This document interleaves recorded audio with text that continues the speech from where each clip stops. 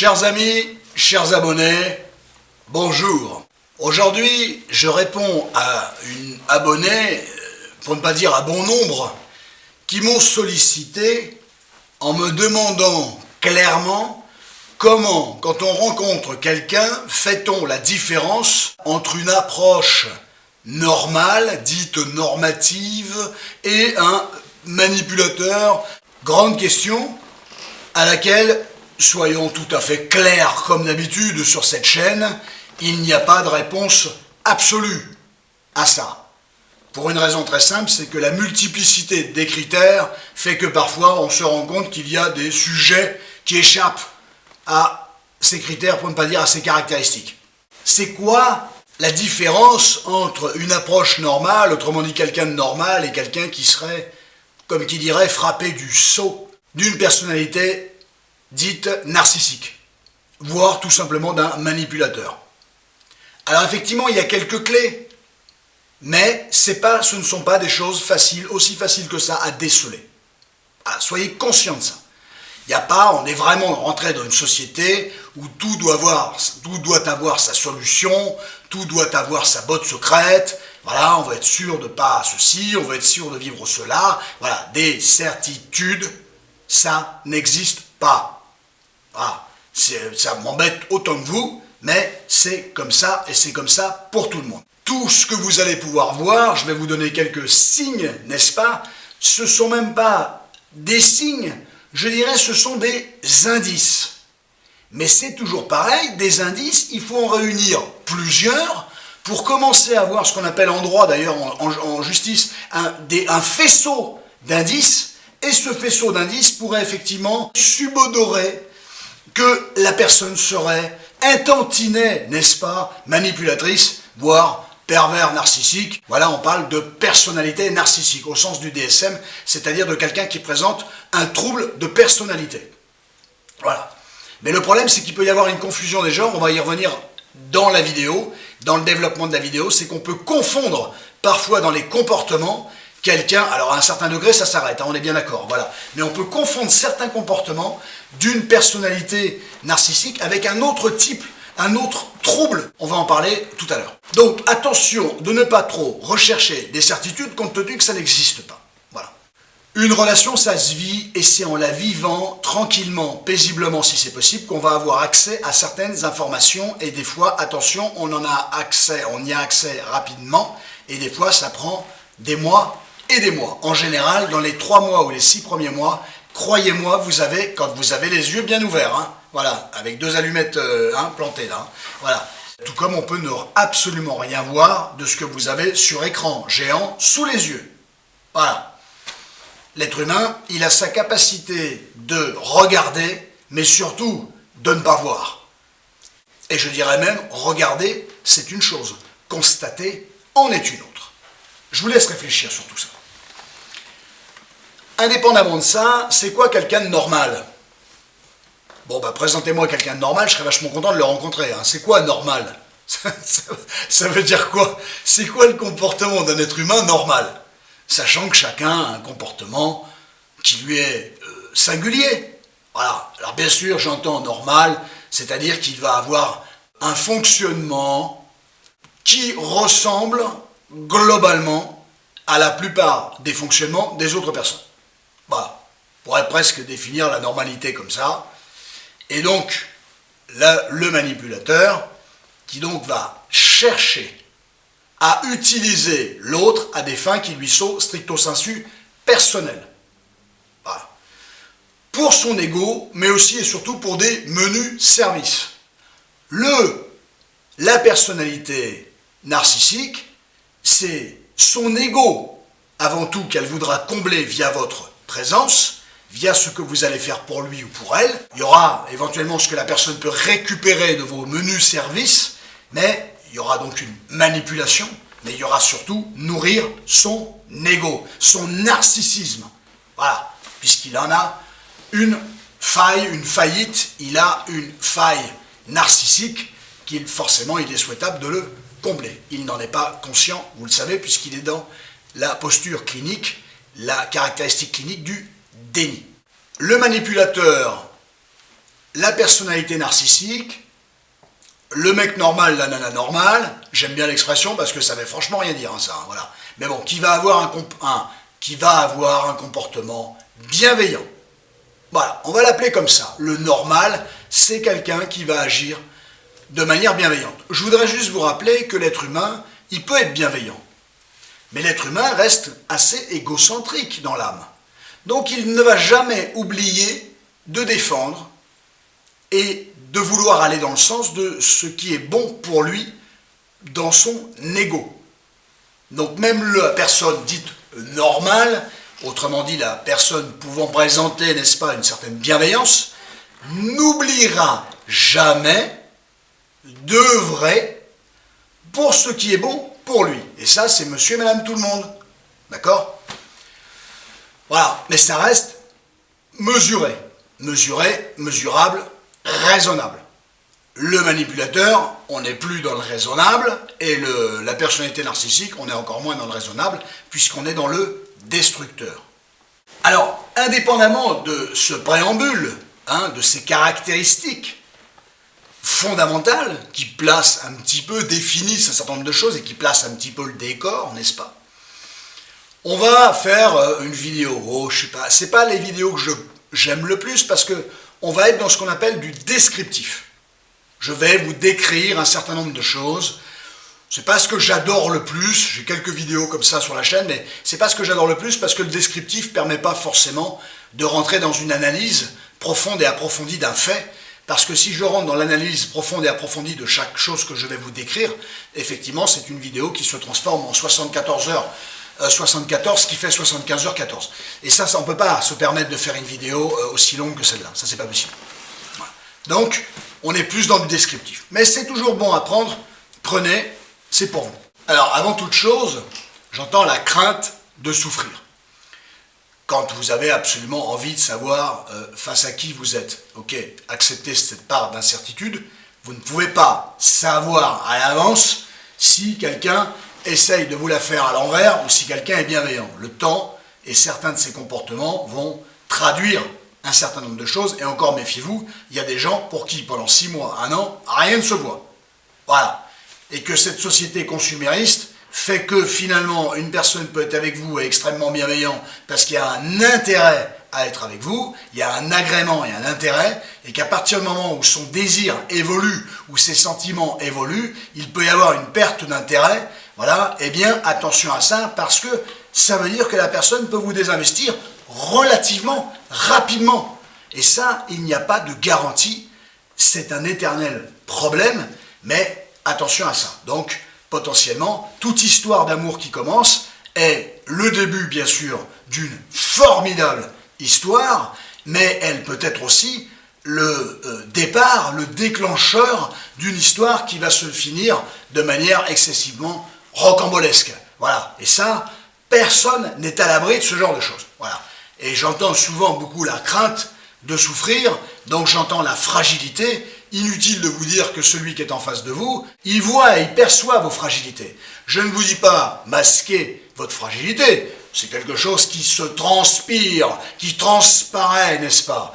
Attention à la manière dont l'autre va œuvrer, récupérer vos fragilités, vos craintes, vos incertitudes, et ainsi de suite. Méfiez-vous de ça. Voilà. Vous n'avez pas à réparer pour autant les souffrances de l'autre. D'abord, vous risquez d'être une relation de pansement. Méfiez-vous de ce genre de truc aussi. Un petit like si la vidéo vous a plu. Un petit abonnement si le contenu des vidéos de cette chaîne vous convient. Quelques présupposés. Je prétends pas être dans la nouveauté. Je pointe du doigt des choses qui me semblent fondamentales. Voilà. Je vise pas l'originalité. Je vise le pragmatisme. Je vise l'efficacité. Voilà. Il n'est pas question d'inventer des choses. Voilà. Il n'est pas question d'en négliger aussi. Il me semble amener en avant des points clés. Méfiez-vous prioritairement en numéro 1, peu importe, je ne sais pas pourquoi je dis ça, parce que tout ce que je vais vous raconter est important, le love bombing. La personne qui débarque de nulle part et vous êtes son véritable objet fétiche d'emblée et de tous ces compliments absolument extraordinaires qui vont pleuvoir sur vous. Il y a de l'agrément, mais il y en a surtout presque trop. Pourquoi l'autre en fait autant? Pourquoi il veut absolument me montrer que je suis génial ou pas? Voilà. Et ça, quoi qu'il arrive, le love bombing, il y a une vidéo qui tourne là-dessus, allez la visionner, elle détaille tout. Là, je ne peux pas détailler ça, mais quoi qu'il arrive, en numéro 1, méfiez-vous de quelqu'un qui arrive de nulle part et vous êtes tout pour lui ou tout pour elle. Quoi qu'il arrive. Je ne dis pas de vous tirer en courant, la question n'est pas là, je n'ai pas à vous dire ce que vous avez à faire, vous n'êtes pas des marionnettes, mais méfiez-vous de ça, parce qu'on ne sait pas ce qu'il y a derrière tout ça. Pourquoi un tel lobbying? Pourquoi je veux absolument te faire passer ce message-là? Quelles sont les fins? Quelle est la finalité qui est derrière? On peut se poser la question. Donc, scepticisme le plus absolu de tout ce qui est love bombing. Méfiez-vous aussi, on appelle dans la continuité, du mec ou de la nana qui vous lâche pas. Il vous envoie 100 messages dans la journée. Voilà, 30 si vous voulez, hein, c'est pas la question. On ne travaille pas à la sauteresse. Hein. Voilà. Donc attention à ça. Qu'est-ce que ça peut vouloir dire? C'est surtout l'image d'un gars ou d'une nana qui occupe le terrain. Voilà, qui occupe le terrain. Bon, donc attention à ça. Ça peut être bienveillant d'une certaine manière, mais attention à la confusion, on va en parler tout à l'heure, ou même je vais en parler assez rapidement, parce que sinon vous allez dire mais à quoi il fait allusion. Attention aux confusions potentielles, mais méfiez-vous toujours du gars qui ne vous, ou de la nana, qui ne vous lâche pas par message. D'accord? Beaucoup, d'emblée, de messages dans la journée. Ça peut être agréable, je ne dis pas le contraire, mais ça peut être de généralité, ça peut être des choses très agréables, très pointues, voilà, peu importe. Méfiez-vous toujours de ça. Alors, avec quoi il faut éviter de confondre, et on y reviendra, c'est avec quelqu'un qui est dans la dépendance affective. Quelqu'un qui vous envoie des messages toute la journée. Ça peut être autant quelqu'un qui va vouloir vous mettre dans sa poche pour vous manipuler, mais ça peut être tout simplement quelqu'un qui est dans la dépendance affective. Et quelqu'un qui est dans la dépendance affective n'aura pas pour autant envie de vous manipuler. Voilà, il tient à vous. Voilà, vous lui faites du bien, vous existez pour lui, il vous attendait, façon de parler, il ou elle, hein, peu importe. Mais il y a ça, et il ne voudra pas forcément vous écraser par la suite, comme le pervers narcissique va forcément vouloir le faire. Méfiez-vous toujours, finalement, d'une certaine manière, de quelqu'un qui, je dirais tant mieux, ne vous reproche jamais rien. Jamais. Tout va bien, tout glisse, c'est pas un problème, c'est très étonnant. C'est très, très étonnant. Qui ravale sa chic, pas de soucis, pas de conflit, il vous reproche rien, pas la moindre petite remarque.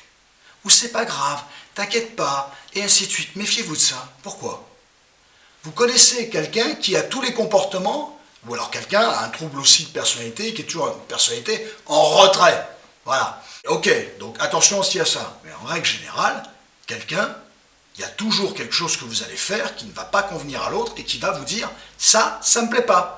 Ou il ne le dira pas comme ça, mais il va bouder un peu. C'est pas l'idéal, hein, vaut mieux la parole. Hein, voilà. Il va vous montrer qu'il n'est pas content, il va vous le dire, il va vous le faire comprendre, et ainsi de suite. Quelqu'un qui ne vous reproche rien, ne vous dit jamais rien, ravale sa chic, prend tout pour lui, vous passe tout, méfiez-vous toujours de ça.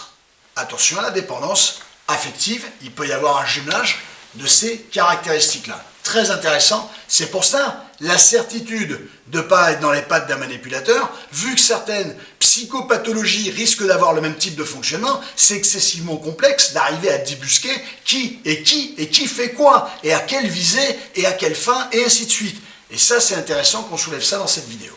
Méfiez-vous aussi d'une chose, peut-être pas forcément dans le comportement de l'autre, mais de tout ce que vous avez pu emmagasiner de lui, et d'avoir l'impression d'être dans un rêve.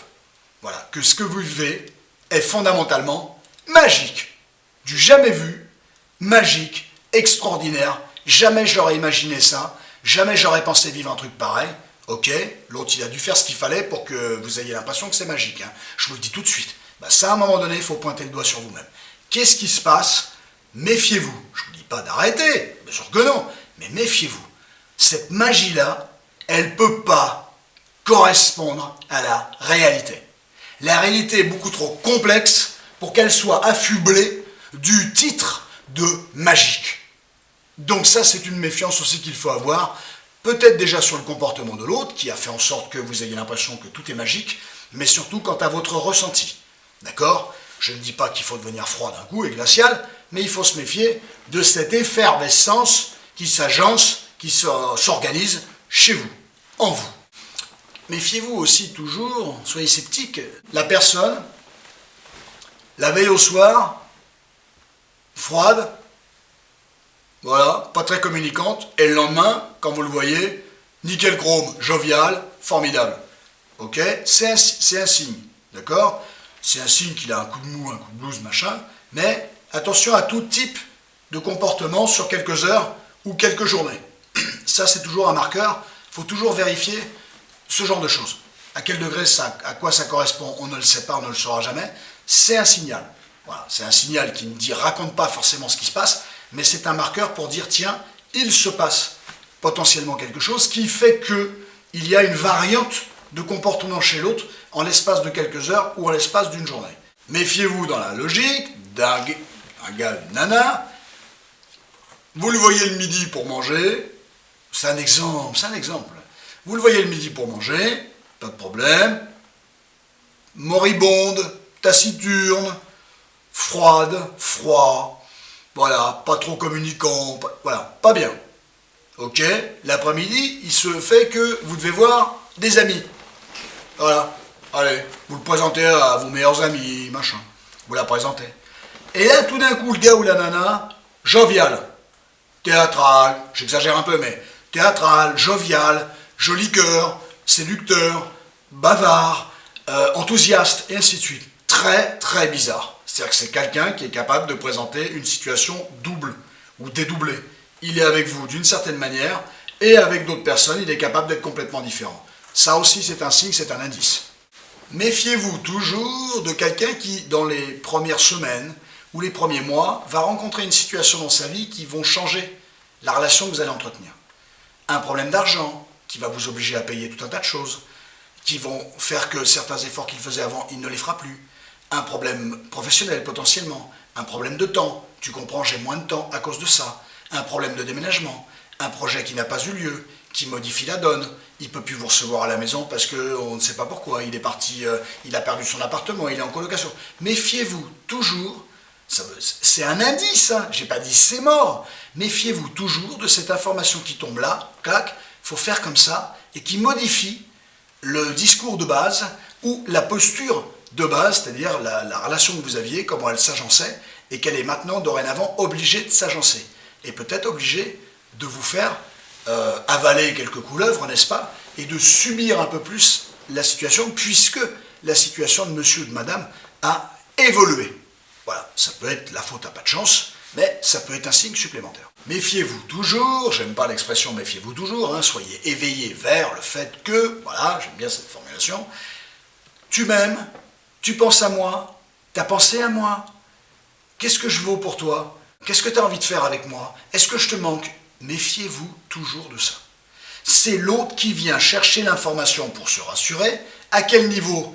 Personnalité dépendante ou manipulateur qui veut absolument vérifier que vous êtes un objet malléable.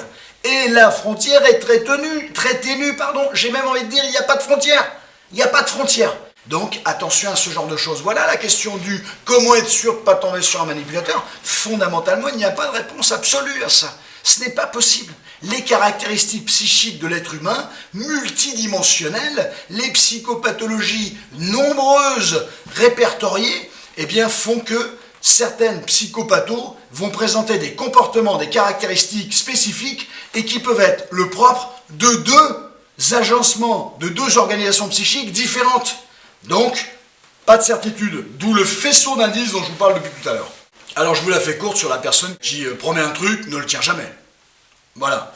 Qui arrive toujours excessivement en retard. D'accord? 30 minutes, c'est une inconsidération.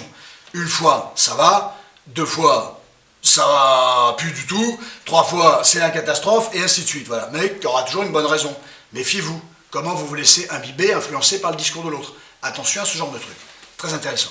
Méfiez-vous d'un gars qui va avoir une soirée, ou d'une nana, qui va avoir une soirée compliquée, période compliquée, qui parle plus, communique plus, il envoie très peu de messages, très froid, très distant.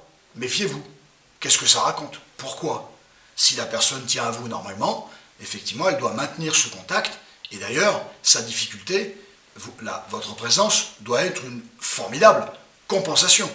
Or, méfiez-vous de quelqu'un qui va agir comme ça de manière tout à fait inconsidérante, parce que, qu'est-ce que ça veut dire? Comment le gars fait allier, ou la nana bien sûr, comment la personne fait allier alors qu'elle n'est pas bien. Et ça, c'est un critère tout à fait intéressant aussi. Méfiez-vous aussi toujours, soyez sceptique, de quelqu'un qui repère vos cordes sensibles, mais qui joue avec. Voilà. Vous lui demandez de ne pas faire certaines choses, de ne pas faire allusion à certaines choses, et ainsi de suite. Mais la personne, c'est plus fort qu'elle, ne peut pas s'empêcher de le faire. Autrement dit, voilà, il y a un peu de chambrage des fois, mais le chambrage, c'est un tout petit niveau. Voilà, attention de comment l'autre vous respecte et comment l'autre continue de faire quelque chose alors que vous lui avez demandé d'arrêter. Ou que l'autre sait très bien que ça lui fait du mal. À quel degré il y a une petite jubilation de constater votre réaction et à quel degré il y a une recherche de voir si finalement vous commencez à rentrer singulièrement dans sa poche. Attention à ça. Méfiez-vous effectivement quand vous payez tout le temps, peu importe la raison. Méfiez-vous quand c'est toujours vous qui vous déplacez chez l'autre, alors que l'autre n'en fait pas autant pour venir chez vous. Voilà, méfiez-vous de tous ces signes-là, bien sûr. Méfiez-vous toujours à la première brouille ou deuxième d'un SR. Voilà, le gars, la nana, 2-3 jours, pas de message. Voilà, méfiez-vous. Qu'est-ce que ça veut dire? D'accord? Méfiez-vous que quand c'est toujours vous qui revenez vers l'autre, parce que l'autre il était rentré dans un silence. Comment ça se fait que l'autre ne revient jamais vers vous? Attention. Voilà, méfiez-vous toujours de la personne qui parle un peu trop de lui et en mode effectivement fragile, fragilisé. Tu comprends ce que j'ai vécu, c'est cauchemardesque, dans la forme victime. Voilà, attention, il peut y avoir un discours très manipulatoire derrière ça. Parce que il faut que tu m'aimes, il faut que tu me donnes à moi ce que les autres n'ont pas su me donner. Voilà, prends ça en ligne de compte. Voilà, attention à ça. Quelqu'un qui a un passé compliqué, il pourra en parler. Mais normalement, il n'en fera pas trop. Et à la limite, il n'en abusera pas. Voilà, vous verrez que d'ailleurs, des gens qui ont un passé très compliqué, en règle générale, ils n'en parlent pas. Voilà. Alors que ceux qui en parlent et en parlent un peu trop, mais méfiez-vous, ils peuvent s'en servir. Attention à ce genre de choses. Méfiez-vous des gens excessivement théâtrales, voilà, qui pourraient sous-entendre qu'ils jouent un rôle. Ils jouent des rôles. Méfiez-vous des gens qui se mettent à pleurer pour un oui, pour un non. Voilà, toujours. Méfiez-vous des gens qui rigolent pour un oui, pour un non. Voilà, il y a forcément quelque chose derrière. Voilà, mais le problème c'est que si vous prenez la liste de tout ce que j'ai cité depuis tout à l'heure, vous fréquentez plus personne. Donc non, il faut fréquenter du monde, mais faisceau d'indices, la réunion de plusieurs de ces troubles, de ces caractéristiques. Ce ne sont pas des troubles, ce sont des caractéristiques. Méfiez-vous de quelqu'un qui, j'en ai parlé tout à l'heure, pour lequel vous êtes son centre d'intérêt. C'est pas normal. Ça veut dire qu'à côté, c'est vide, c'est creux. Pourquoi? Parce que le centre d'intérêt d'une personne, il n'y en a pas. Ben oui, pourquoi? Parce que c'est multidimensionnel.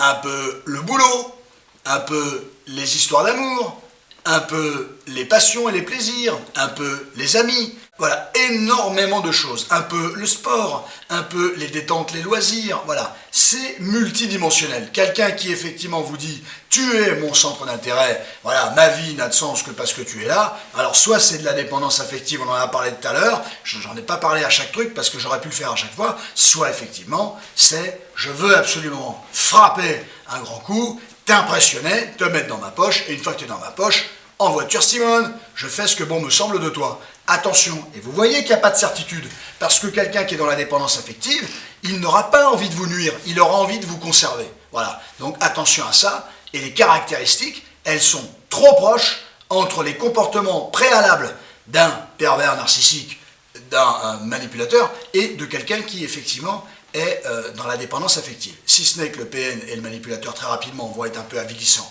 Tout ce que j'ai pu parler comme caractéristique là aujourd'hui, un peu insultant, un peu toisant, un peu critiquant, un peu cassant et ainsi de suite, et là très vite ça va se voir, la personnalité qui est effectivement dans la dépendance affective, elle n'est pas cassante, elle n'est pas blessante, et ainsi de suite. Au contraire, elle aurait plutôt tendance à vous valoriser constamment. Donc il finira par y avoir un différentiel, mais au début, les modalités de fonctionnement peuvent être quasiment identiques. C'est le piège, c'est le grand trouble. Attention, vous passez beaucoup votre temps à vouloir vous méfier de l'autre. Moi, j'aurais tendance à vous dire, méfiez-vous de vous-même et de vos propres comportements. Ça serait déjà pas si mal que ça. Et jubiler et tempérer, c'est pas l'autre. Hein. Ça peut arriver, mais c'est aussi soi-même. Ça peut être pas mal. Comment l'autre fonctionne quand il y a des embrouilles, ça c'est absolument capital. Est-ce qu'il s'excuse ou pas, et ainsi de suite. La vidéo, je vais l'arrêter, parce que, alors là, des critères, j'en ai vraiment, mais pléthore. Voilà, là je pense qu'on a vu les plus importants. Je vais regarder la vidéo, je vais en oublier un, je vais dire putain c'est pas possible, la vidéo elle est morte, il manque le plus important. C'est possible, je mettrai la vidéo quand même, j'espère. Donc voilà. Immensissime plaisir de vous raconter tout ça. Ne cherchez pas de certitude, vous en avez pas. Avancez à tâtons, prenez votre temps. Ne confondez pas vitesse et précipitation. Jamais. Voilà. Et le meilleur peut potentiellement advenir. J'espère que ça vous sera utile. Passez une bonne semaine. À la semaine prochaine avec un nouveau sujet. Prenez grand soin de vous. À très bientôt.